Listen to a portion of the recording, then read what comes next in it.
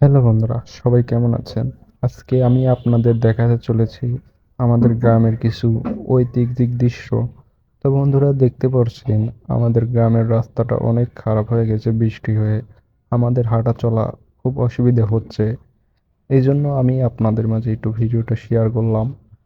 তো আমি আপনাদের একটা কথা বলি, এই ভিডিওটা আপনারা খুব মনোযোগ সহকারে দেখবেন, কেউ মিস করবেন না, ঠিক আছে?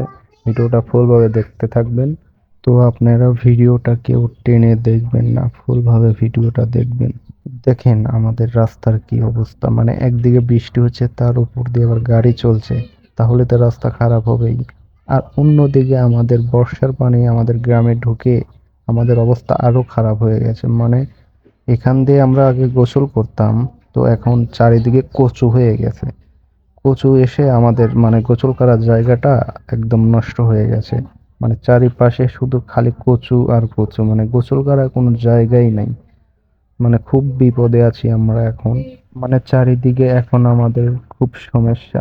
একদিকে রাস্তা খারাপ, অন্যদিকে মনে করেন যে বর্ষার পানি এসে আমাদের গোসল করার জায়গাটাই আর নেই। তো মানে আমাদের চারিদিকেই সমস্যা।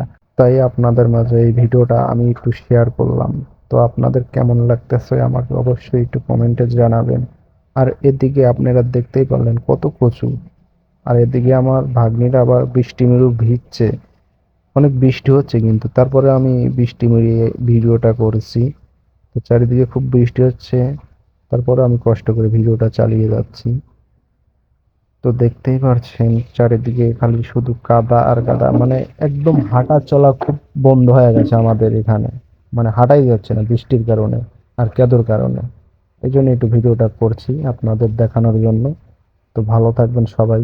ধন্যবাদ। খোদা হাফেজ। পরবর্তী ভিডিওতে আবার দেখা হবে।